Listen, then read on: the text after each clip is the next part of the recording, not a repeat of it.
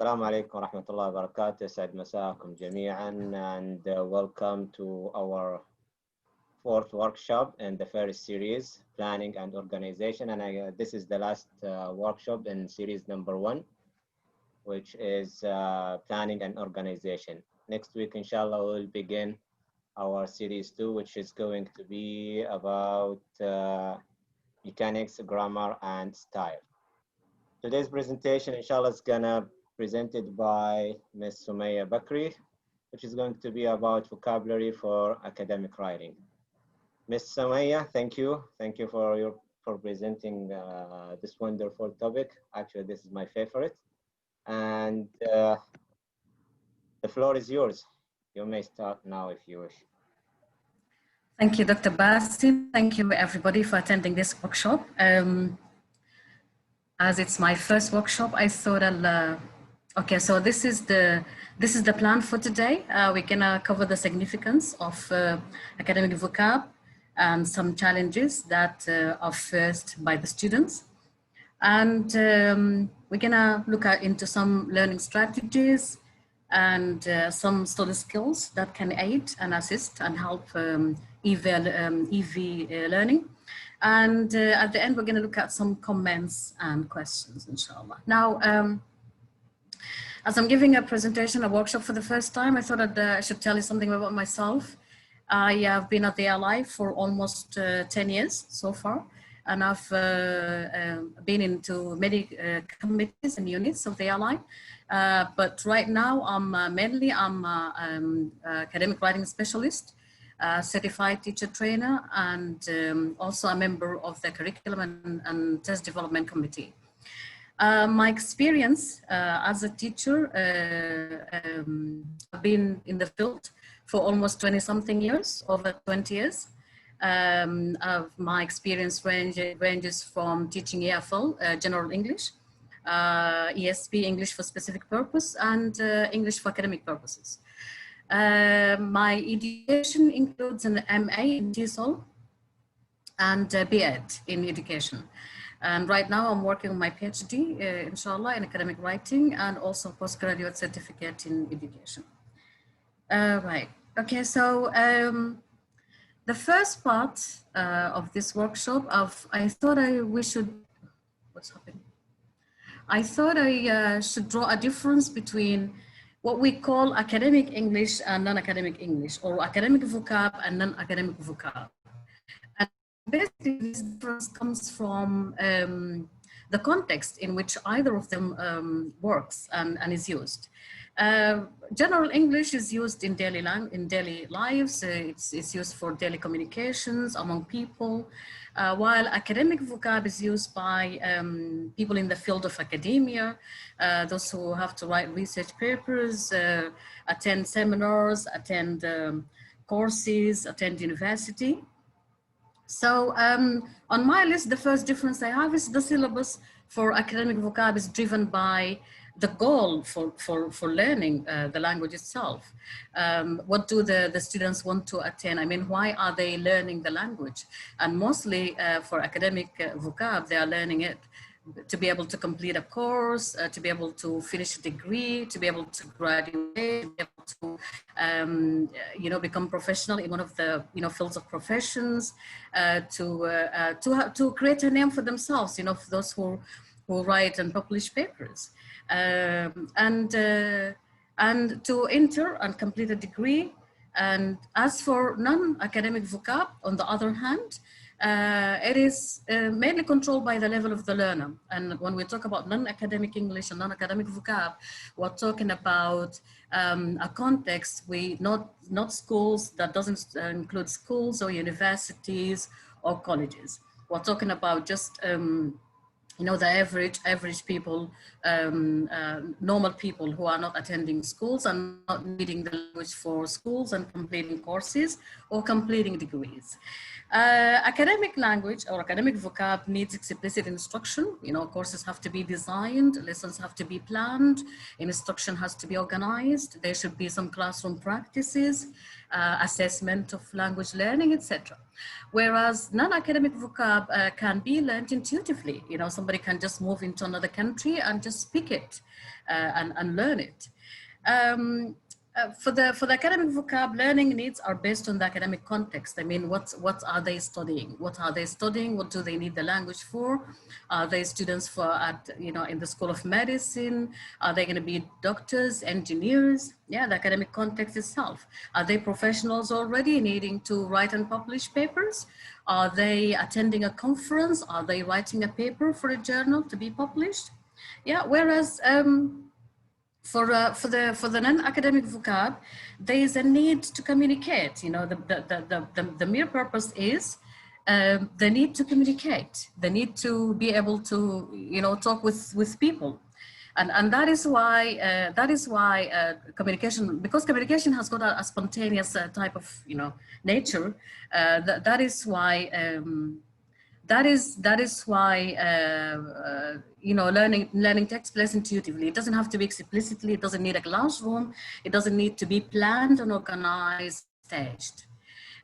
For academic vocab, there will be conscious usage because obviously we have to choose our words. We have to structure our writing.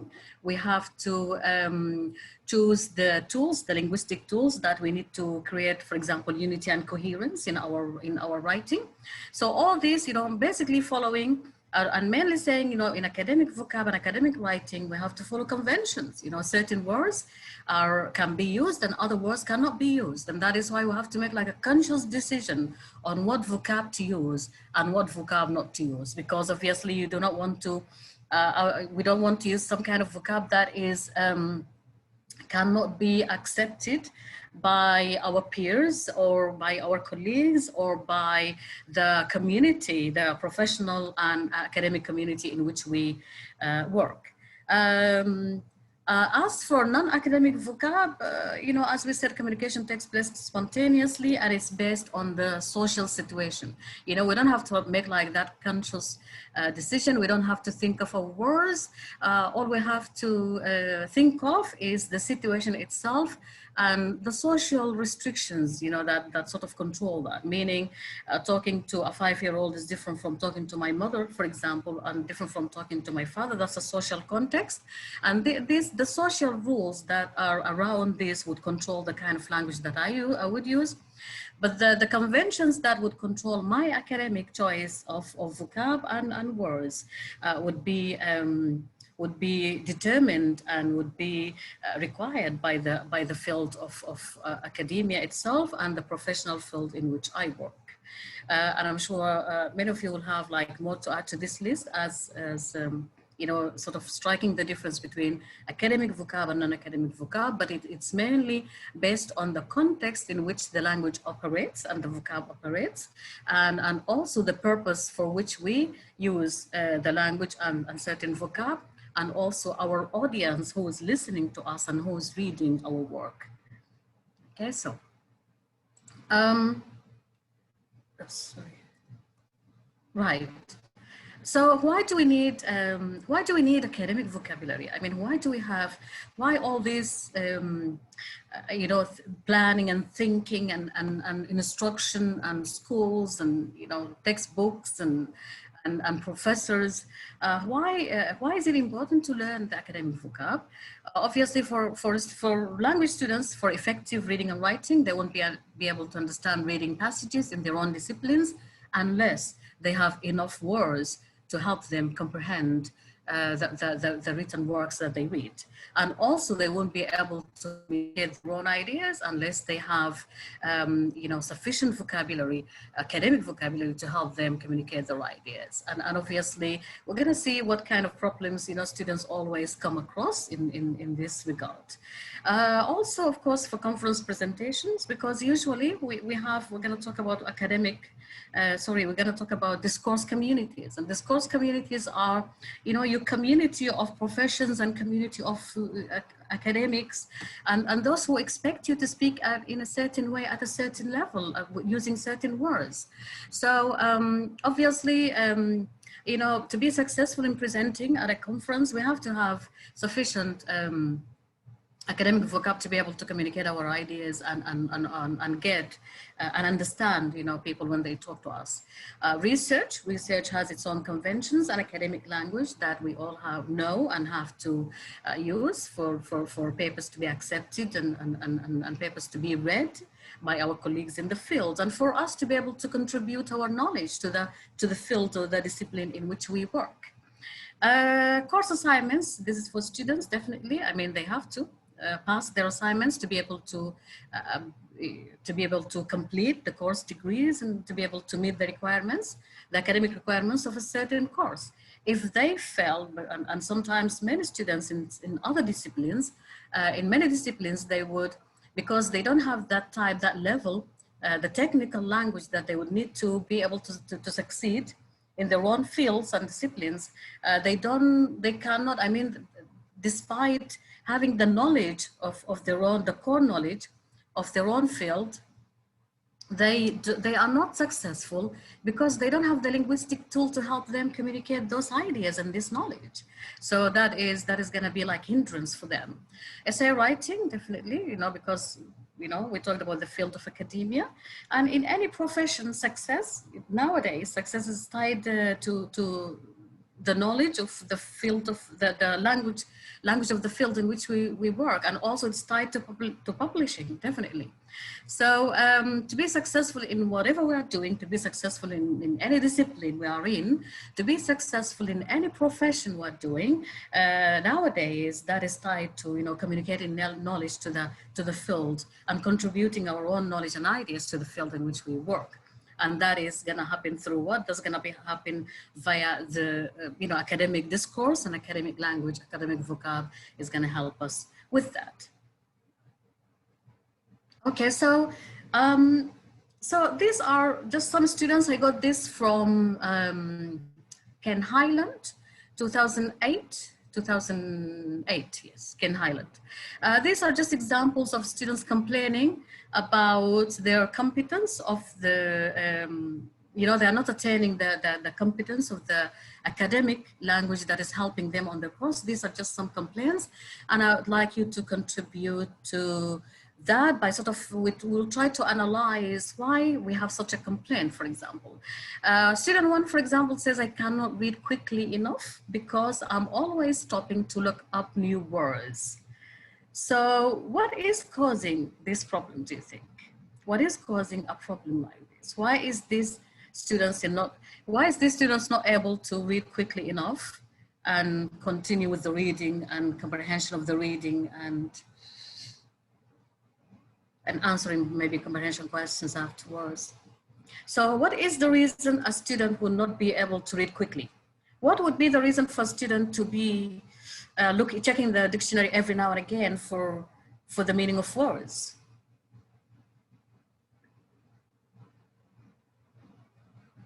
Okay, because there are new words, yeah, because there are new words. Okay, maybe because there are new words. Lack of practice. Yeah.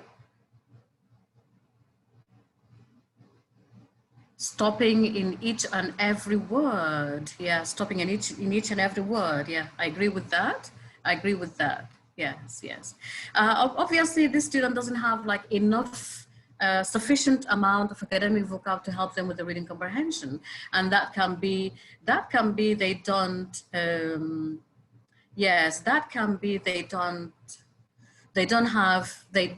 keep checking the dictionary every now and again because they don't have the skills.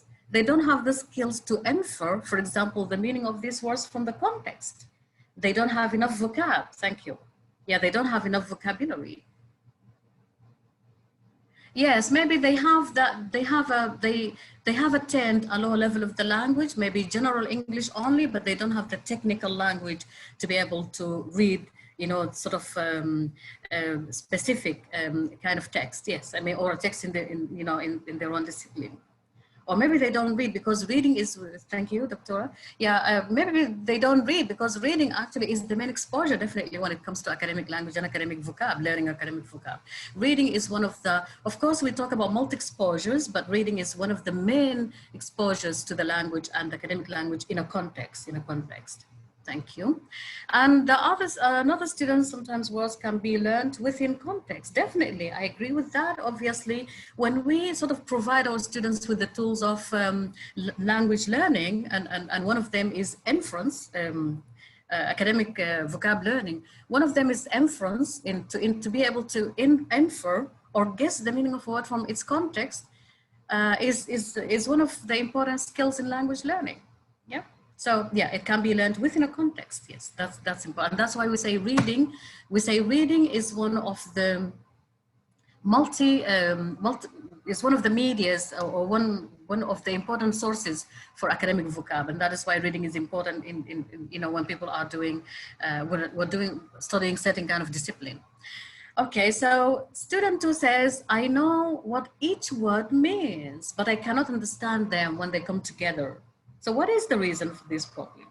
This student does not understand the meaning of the words when they come together. Because of literal translation, I agree with that. Yes, you're talking about student 1 or student 2? Not familiar with idioms, I agree. Yeah, literal translation, I always tell my students, chunks, yes, they come in chunks, yes, because meaning comes like that. When people speak in chunks. When we read in chunks. We don't read like individual words. We do not read individual words. Maybe they don't have understanding of grammar. I agree with that. Yeah, somebody said somebody struck a sensitive chord with me, because I'm totally, in my philosophy of teaching, I'm entirely against translation and usage of first language inside classroom. I think translation is the worst enemy ever for language learning and academic vocab learning. Maybe students are not familiar with that specific word in that specific context.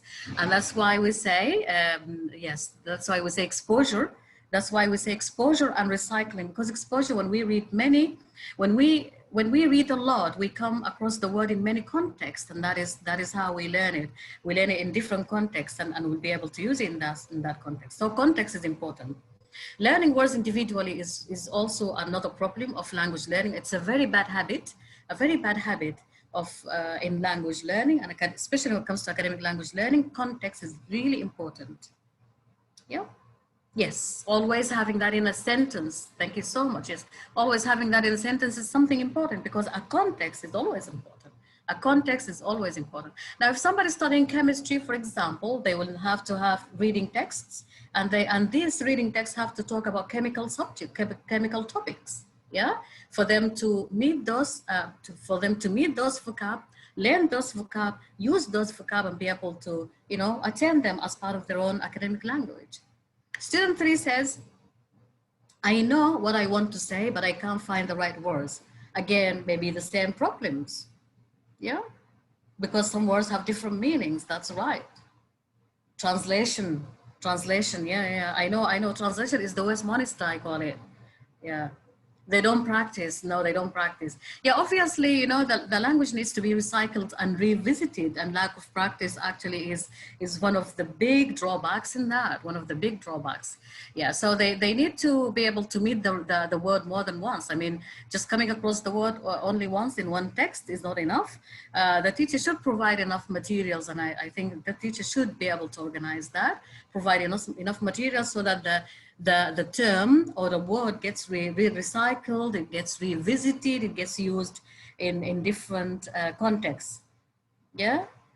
Yes. Yeah. So that they can. Okay. So Hanin is asking. She says, how can they understand a word without translation from the context? Thank you so much, Ustaz Yasser. Yes, from the context, but it's a skill. It's a strategy, to infer, to be able to infer the meaning of the words from the context. It's a strategy that we should train our students to be able to learn, and then they can practice. I always say skills are important because they are sort of empowering the students with the tools that they can use outside the classroom when we are not there for them. Yeah, and obviously using dictionaries is also very important. Using specialized dictionaries. Yeah, using specialized dictionaries. Yeah, using, for example, dictionary for medical terms and dictionary for engineering terms, etc., etc. Yeah, like Oxford and Cambridge. Yes. Yeah.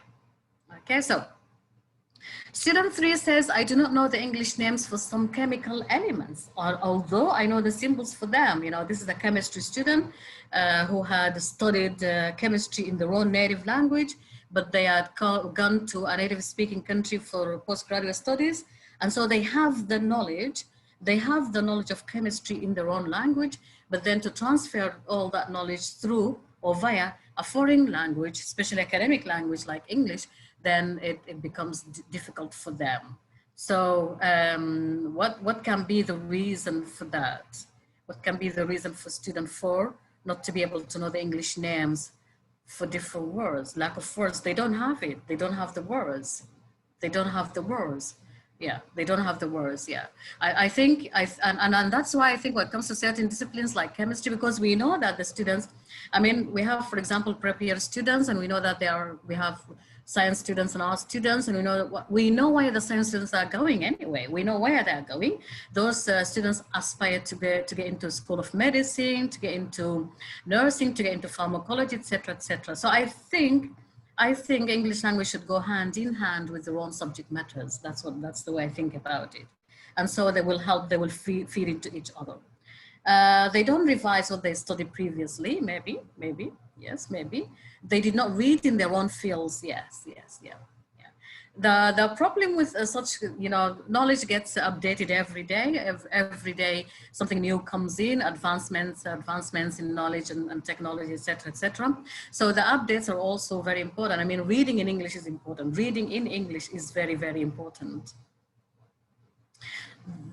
Yes, and I think the teacher should have provided like chemical articles and, and subject materials, the language teacher should have provided subject materials to help them out with those English names. So that, because, later on they're gonna come across those names and if they are unable to know, comprehend, understand them, that's gonna be a big hindrance in their own, achievement of the degrees.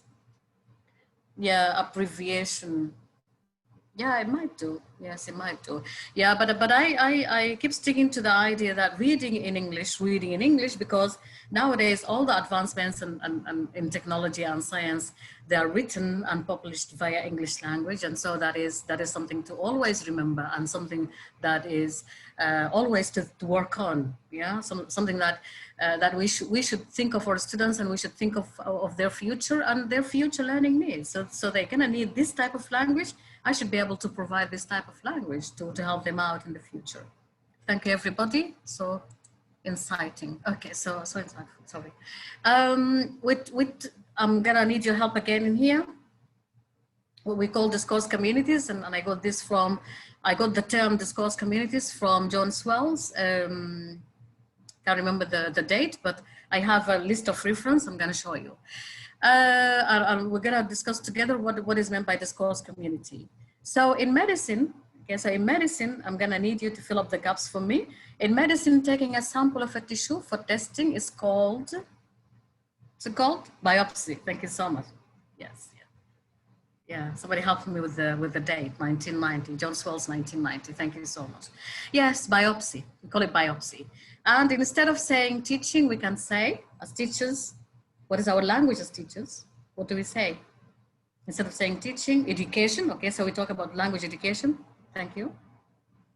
We talk about language education. Instead of saying teaching, instruction. Yeah, instruction, because instruction means teaching. Tutoring also, I agree, yes. Tutoring as well, yes. So instead of saying teaching, we say tutoring, and we say instruction. Yeah, we say education, definitely. So when we talk about language teaching, we talk about language education. We talk about language education. In research, a field of study is called a major, okay? There's an adjective from it, a discipline, thank you. Yes, a discipline, yes. A discipline, and because we talk about different disciplines, yeah? There are subject fields of matter, so there are disciplines, yeah?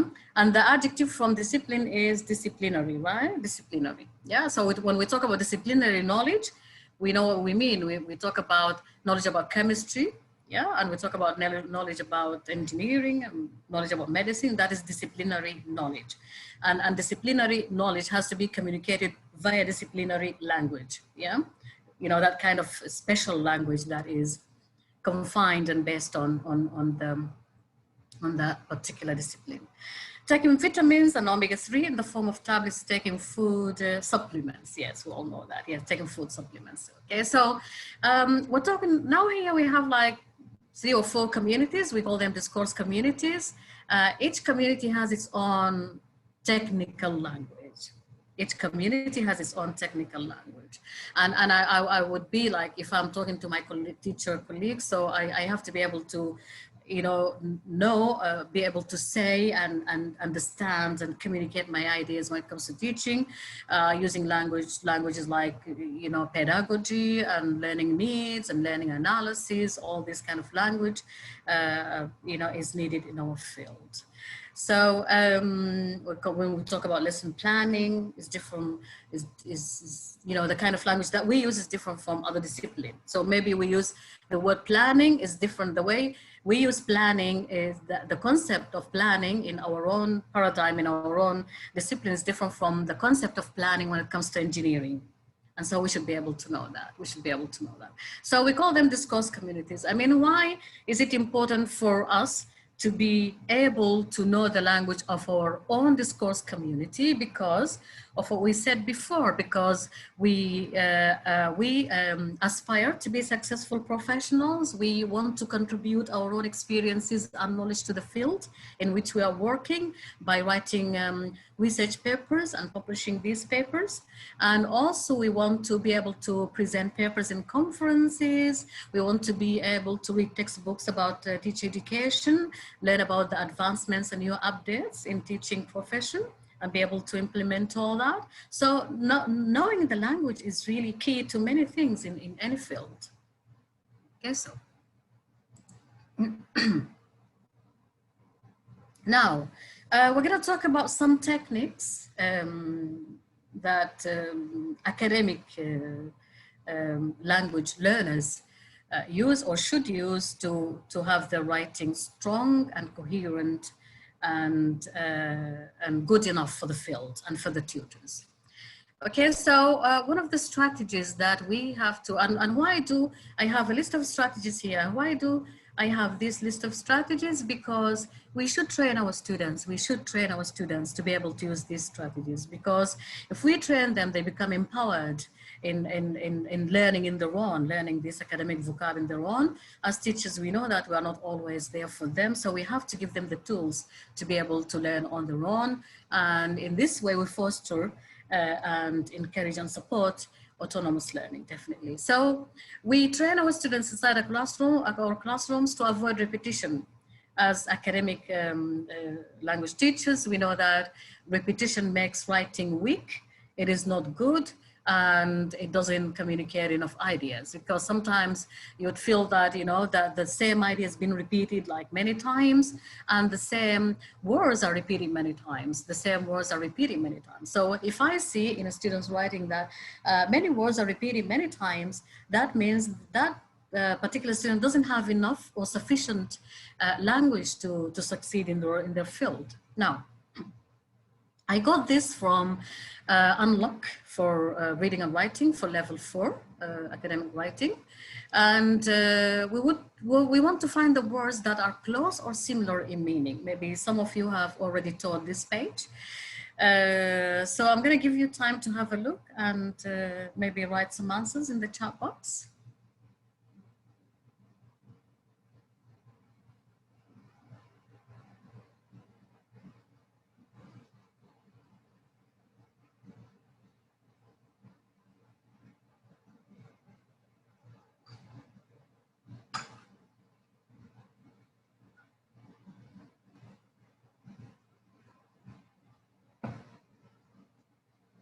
Okay, so we have preserve, save, yes. Build, create, important, significant. Ceremonies, event, to be preserved, to be kept. Yeah. Yes, thank you so much. Yeah, when I came across this paragraph, I was really fascinated because it was the opening paragraph in a reading passage.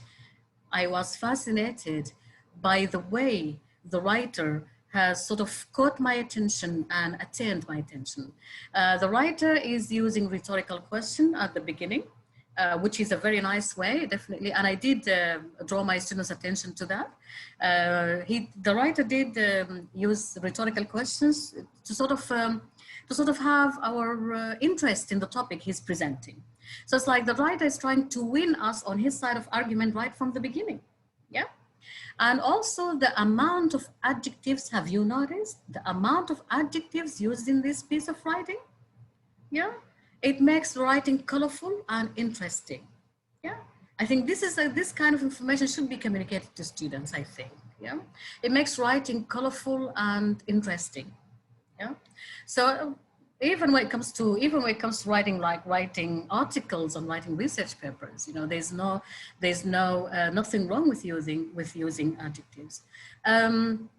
Yes, the writer has, coming back to repetition, the writer has used a lot of synonyms to avoid repetition and to make his writing strong, very strong, make it interesting, make it eye-catching, and he was successful in attaining our interest and our engagement right from the beginning, Yeah.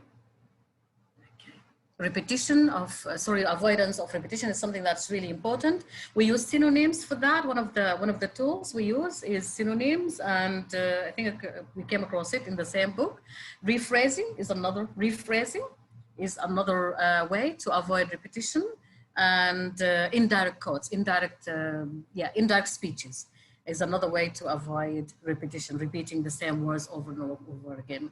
I think we should all, empower our students with tools like how to use synonyms to avoid repetition and how to rephrase to be able to avoid repetition.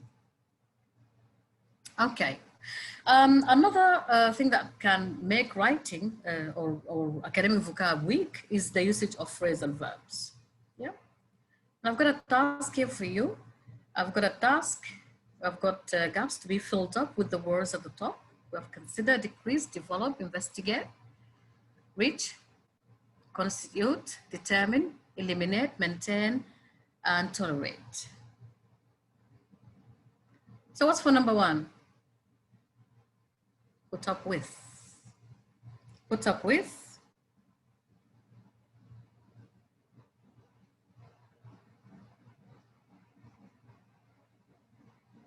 Tolerate, thank you so much. Tolerate, yes. Tolerate is the first one, yeah. Number two, looking into, innovative drug delivery system. Looking into. Considering, yeah.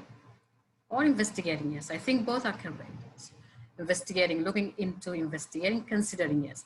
Now, considering is into innovative drug delivery systems. Yeah, I think considering, investigating is more technical, I think, yeah. Considering is to weigh the advantages and disadvantages, weigh the negatives and the positives, and then reach a solution. Yeah, but I think both of them do fit in. The purpose of this paper is to try to figure out, determine, yes, determine, yes, determine.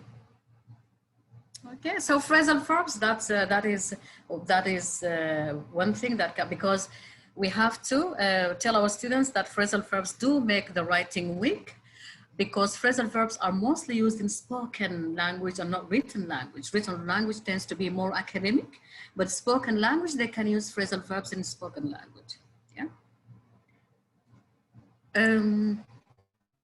Yeah, I've got more of them. Come up with.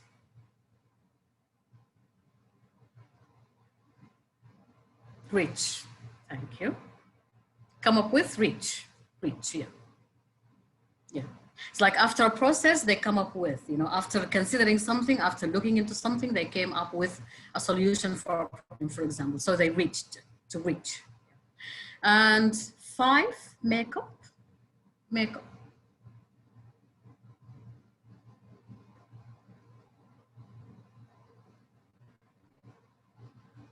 make up. Okay, so what's the sentence? Rice and aquatic products make up a major part. They make up a major part. Constitute, yes, yeah. Constitute, thank you, sorry. Constitute, yes, yeah. And get rid of. The use of the touchscreen voting system, got rid of many. Eliminate, yes, eliminate. And gone up to, something has gone up to, yes, eliminate, thank you. Gone up to in number 7.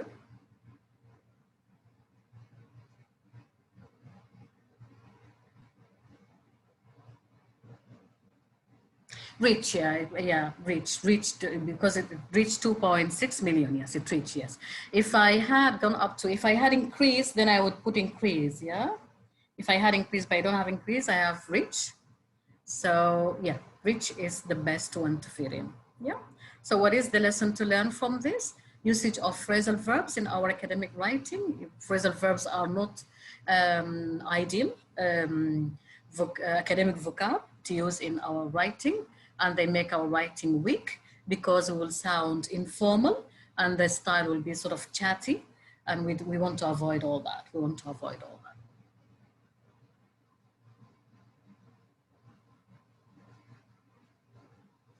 Come up with plugin. Researchers have come up with plug-in hybrid vehicles.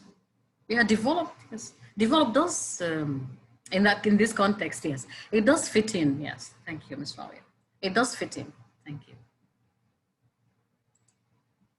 Right, another thing is, I wanna discuss in this part is this and this plus a noun. Like we all, and I think at some stage in our language learning, we did learn that this and those are sort of linking words, sort of reference words. They are reference words, and reference words, we know how important they are for academic writing because they create coherence and unity, and they make writing sort of stick together and become solid. So reference words are very important in academic writing. Sometimes we use a noun after that, and this noun that we use after this and that has some kind of rhetorical purpose. When we talk about rhetorical purpose, we are talking about the way we structure ideas. So John Swells has a lot of writing in what we call rhetorical writing. Yeah, especially when it comes to genres, different genres. Rhetorical purpose meaning the way we structure ideas. The way we structure ideas. Is it from old to new, from new to old, from top to bottom, from detail to, is it from main idea to details, yeah? Or from details to main ideas, etc. So how we structure our ideas. For example, we have this here, this understanding. So writing instructors know that students need to understand the difference between formal and informal language. We have covered that. This understanding, this is just an example, yeah? We're not discussing the concept of instructors and students in here. This is an example of where this occurs plus a noun, this plus a noun occurs. So this understanding can help students make strategic writing, strategic decisions about the writing. So we have this understanding, which is establishing old to new flow of information. Yeah, when we use a noun after this or that, we're sort of establishing a flow of information. So structuring the ideas, moving from the old ideas or moving from old knowledge to new knowledge, moving from old ideas to new ideas. Okay, so that is something to also to point out to our students, and it makes the writing coherent and makes the writing solid and powerful. Okay, I've come to something called a writer's stance, and again, I'm gonna ask for your help. What's writer's stance is, when we talk about writer's stance, Highland and Swells always talk about writer's stance. It means how the writer feels towards the idea they are communicating. How the writer feels towards the idea they are communicating. Are they agreeing, disagreeing? Okay, do they want it to sound like big, small, rich, Okay, so I'm going to give you some time to read this text and think of the different meanings that can these different words create in this context.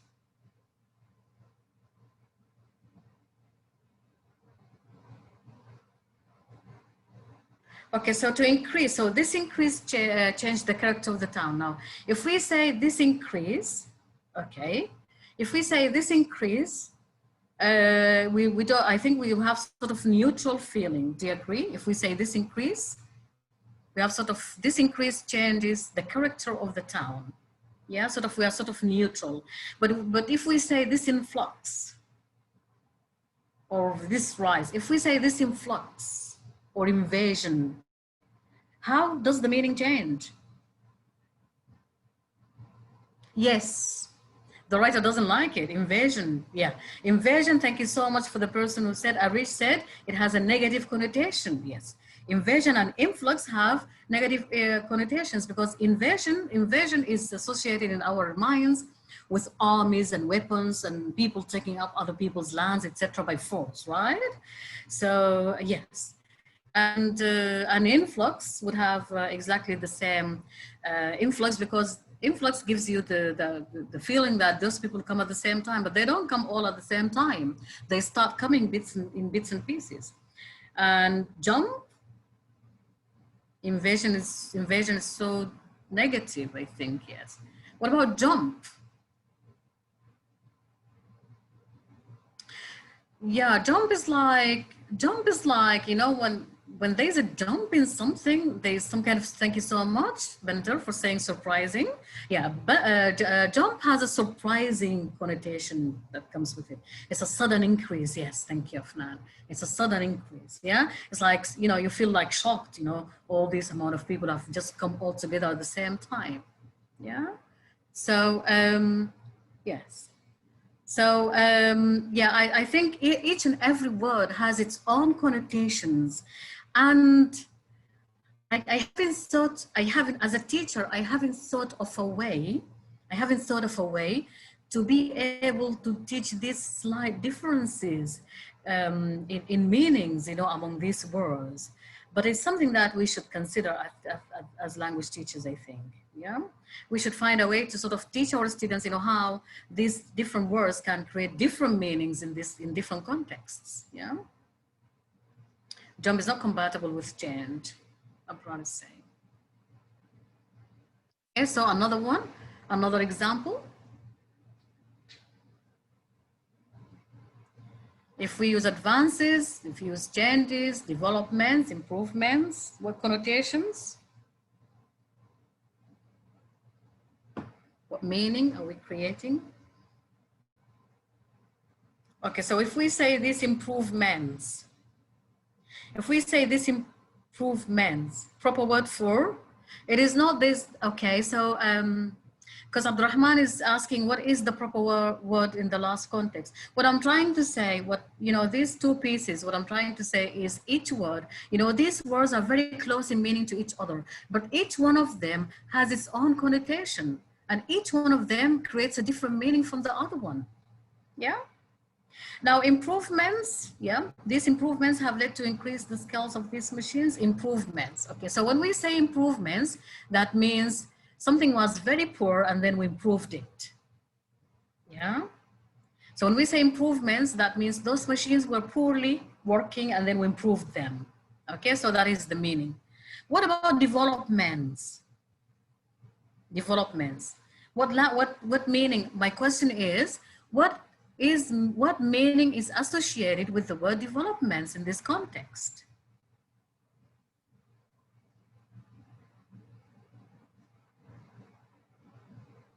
Thank you so much, Afnan. It went through a process. Thank you so much. Yes. Yeah, I think, you know, if we say something has developed, it has gone through, it has progressed, it has gone through a process, yes. And obviously, you know, the changes and the development in these machines hasn't taken place overnight. It has gone through some processes, yes. So this is the meaning that is developments is creating. What about changes? Yeah, changes, you know, if we use changes, what connotation, what meaning can that create? Changes. Yeah, it doesn't necessarily have to be changing to something better. Become something different, maybe, yes, become something entirely different. Or it doesn't have to become, yes. It doesn't, you know, it doesn't necessarily mean that it has become something better, but it's just, there's a change, yeah? There's a change, yeah? Improvements we have discussed, okay, yeah. So the point here, I mean, why have I brought up this? Why have I included these two tasks with different words that are sort of the meaning is very close to each other? Each word has its own effect that change the meaning a bit. Yes, thank you, Bender. Yes. So each word has its own effect. Yes. So why am I saying that? Thank you, Bender. You're helping me.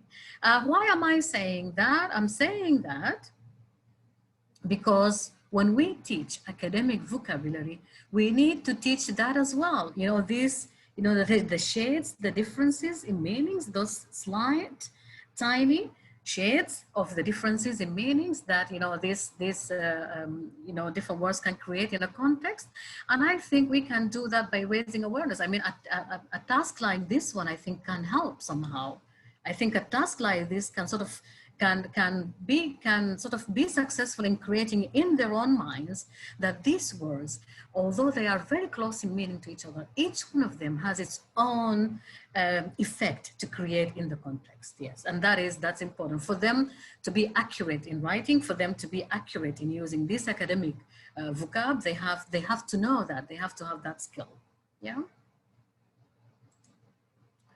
Okay, so, and that also shows the stance. I mean, the stance of the writer. Does the writer agree? He doesn't agree. Is the writer shocked? Does the writer want to create like a sense of surprise in me as a reader? You know, what exactly is the communicative purpose of the writer? What is the communicative purpose of the writer? If the writer says influx or invasion, the writer means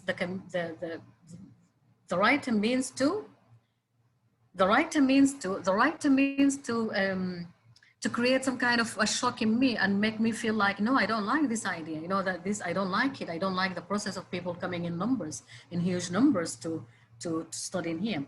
So Manal is asking, how can she improve this skill? Reading is one of them, of course, and having tasks like that. I mean, there is, what's his name? Not Ken Highland, but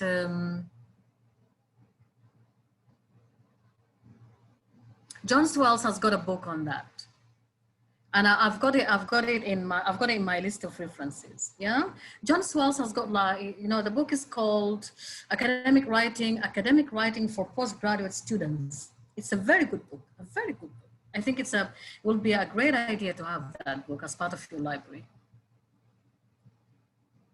Okay, so what are the essential and maybe the essential study skills?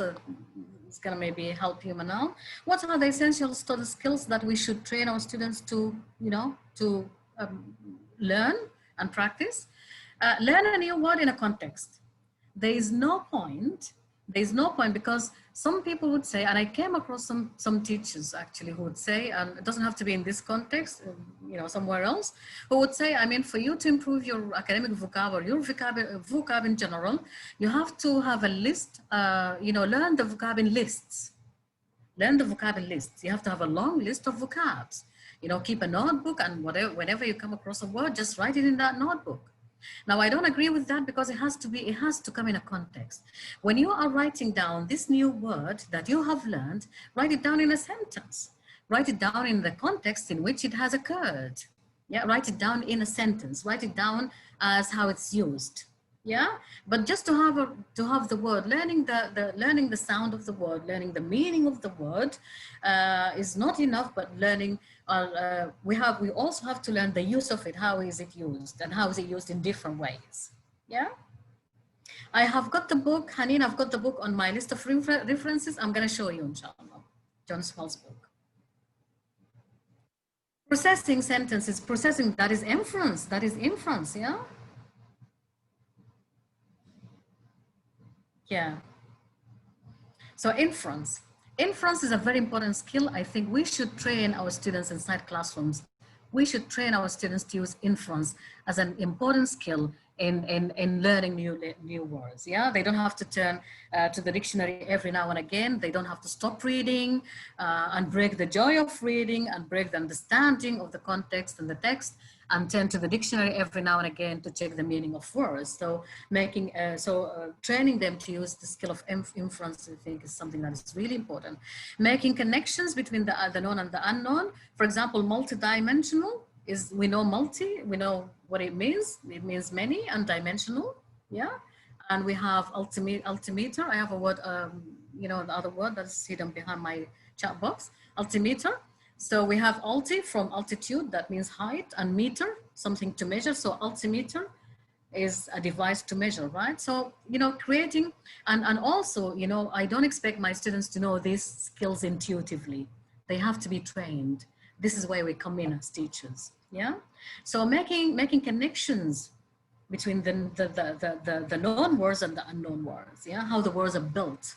And usually teaching something like word formation is something that's really useful for the students.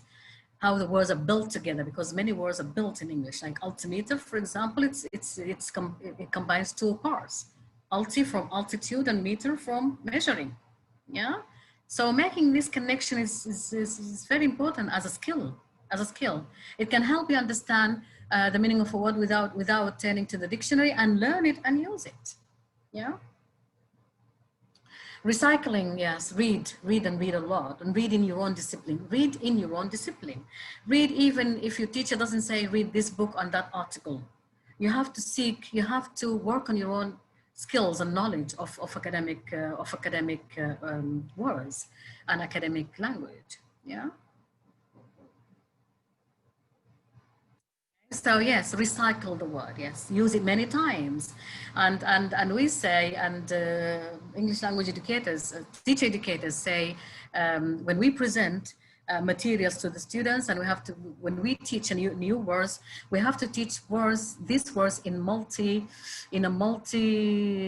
have to use like multi-exposure, all right? Meaning what? Meaning the students have to read, find the word in a context, read about it, use it in speaking, and use it in writing, use it in different ways, you know? And that's why projects out, you know, outside classroom projects are really useful, because students go and research and use these words a lot while they're researching, and while they're writing summaries of these researches, they still use these words a lot. And when they come to present what they have gathered, the information they have gathered, they're still using these words again. So the words get recycled and revisited. Yes, we have done that already using synonyms. Okay, so somebody's talking about literature, classic literature, and I understand by classic literature, I understand works of Shakespeare and others, classic literature. Yes, of course, there is the fictional language, Hanin. There is the fictional language, which is not scientific language, and of course there is the academic language that is that you as an art student can use in analyzing literary works. Ken Highland drives a very nice what is it? How do I put it? So he says that he strikes a difference between what he calls soft sciences, Hanin, and hard sciences. And he means by soft sciences, he means art.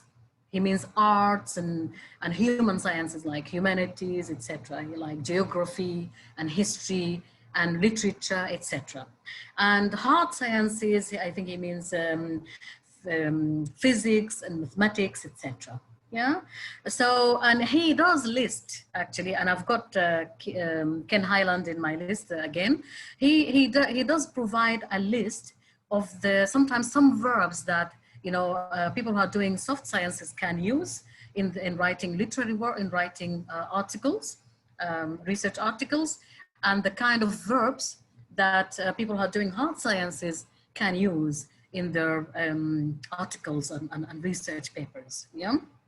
For example, for example, Haneen, maybe in a research paper, you can use the word claim. You can say, for example, such and such claims that this and that. But for hard sciences, because they write reports, and these reports are based on lab experiments and science, etc., etc., they cannot use claim because it's evidence based. They have to say, they have to use verbs like demonstrates and proves, you know, these kind of verbs. And Ken Highland is gonna help you a lot in that. He's gonna help you a lot in that.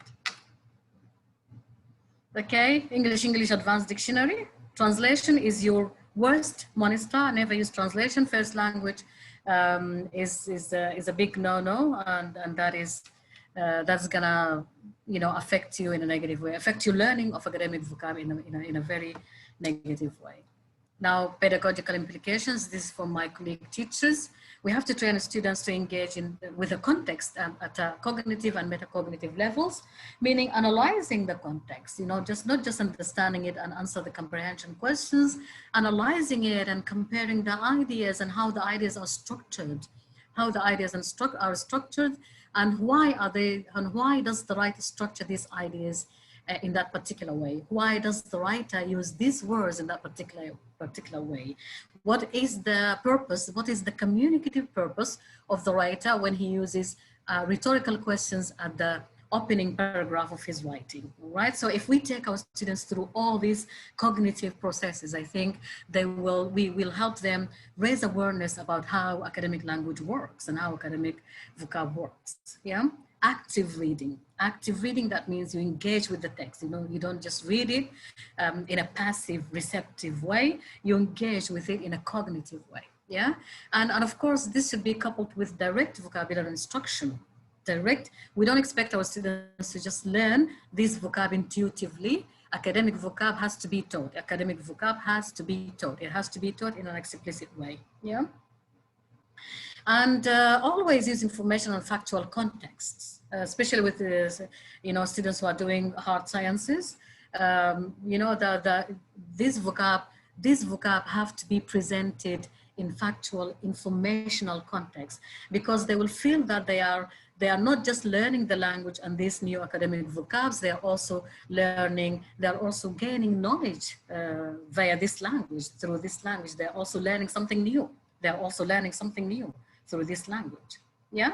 Knowledge share classroom activities. Now, when we say knowledge share classroom activities, I mainly mean project works. You know, people go and research a topic and they gather information about these topics using the words that you have already taught and explained and used and revisited and recycled inside the classroom, so that they can use these words in other different ways. They're going to use these words when they, you know, when they come across new information, when they gather this information, when they present this information to their own peers inside the classroom. Well, meta-discoursal approach. When we talk about meta-discoursal approach, meaning I'm talking about word formation, like when we said altimeter, so alti from height and meter from measurement. So when we analyze words like that, especially words that are made together and formed together, you know, the students are going to find it easy to work out the meaning without having to turn to the dictionary. That's number one. Number two, meta-discoursal also mean, you know, this, and we have discussed it, you know, the slight differences in meanings that, you know, different words can create in a context, yeah, like, you know, the task we have seen together. Okay, so these are my references. Alexander et al. He has got EIP Essentials. It's a very good book to have. And Highland, Academic Discourse, English in a Global Context, Swells, and FIC, Academic Writing for Graduate Students. That's all from me. And questions, comments? All right, thank you, Ms. Summaya, for this wonderful and insightful, as Ms. Basma said, presentation. I really like it, I really enjoyed it. And thank you again. Let's open the floor for questions and inquiries about vocabulary or academic vocabulary in English. Please, if you have any questions, please write it in the chat or raise your hand. So here is the evaluation form. Please complete the evaluation form. And I just would like to share with you this. Those who attended 80% of the first series will get certificate, inshallah, at the end of the semester. Next series will start, inshallah, next week, bidnillah. So please complete the evaluation form. Just want to say thank you to the words that people are writing in the chat box. Just something I wanted to share with you. And alhamdulillah, I found it useful.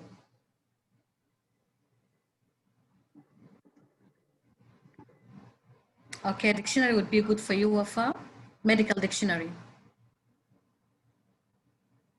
Medical encyclopedias, medical dictionary would be good for you, Wafa, Abdurrahman.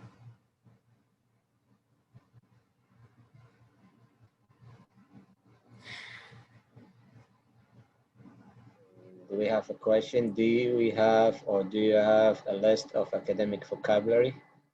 Okay, so we just spoke about a list, having a list of academic vocabulary. They have to come in a context.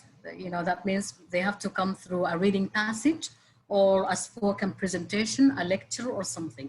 So they have to be in a context. But there is something called, and you can Google it, everybody can Google it. There's something called the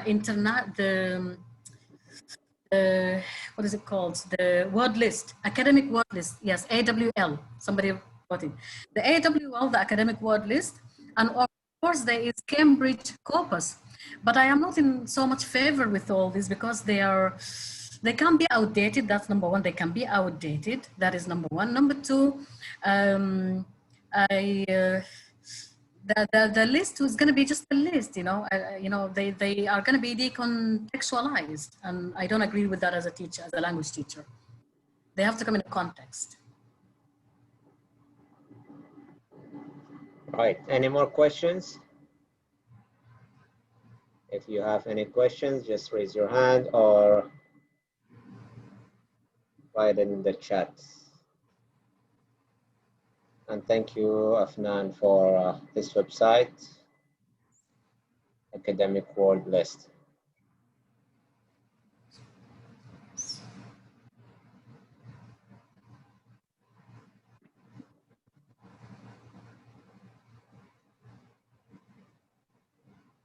Bunter is asking, and can I advise about collocations? Again, I'm going to repeat what I said. Collocations, they have to come in a context. They have to come in a context because, you know, these words that come together, I mean, how are we going to learn them if we don't see them in a context? Yeah. So having a context is always a good idea. It's the best idea, actually, because at least it can show you how this word is used, how the word is used. It can show you how the word is used. Yeah. I mean, how would I know about collocations if I don't see them used in a text? Yeah, or in any other form of exposure, like, for example, a presentation or a video or something. Also, Hajar has a question here. What about computer references? I don't understand computer references. What do you mean by computer? Is it like suggestions? Is it like suggestions? Because sometimes the computer, the software inside the computer suggests some words. Yeah, I'm not the best one to judge on this. I'm sorry. Hajar. I cannot judge on this. Because anybody who hasn't installed that kind of software have to have a good knowledge of the language, yeah? But I'm not the best advice on this, I'm sorry.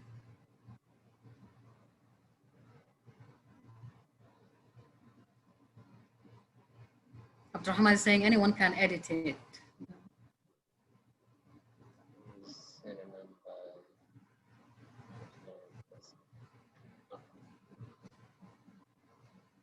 The prior said here, I use synonym by dictionary class application. Oh, this is for, I guess, Alice track. Yeah, there are so many applications. and every day like something new comes up. So yeah, I think to keep updated and keep abreast with all the new advancements and new knowledge about academic vocab is good. It's always good.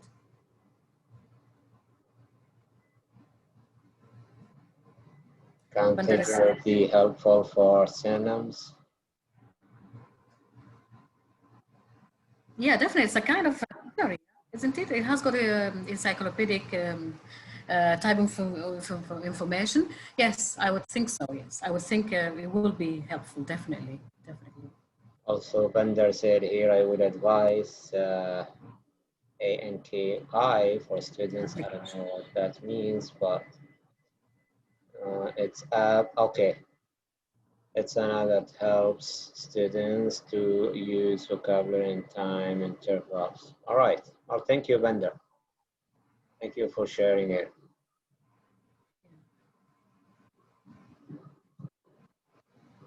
I like it so much. You're contributing. You guys are contributing so much with applications and websites and links for websites. That makes it rich indeed.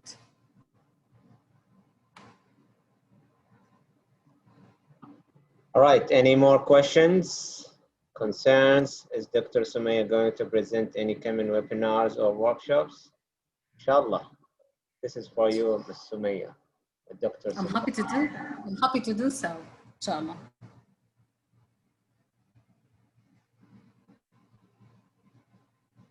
All right, so I think we came to the end. Thank you, Dr. Summaya, for your wonderful presentation and informative presentation. And thank you all for attending our workshop. And we hope you, inshallah, see you all next week. Our next week workshop is going to be about, let me just double check. We will begin our new series, Clarity, Flow, and Coherence in Academic Writing.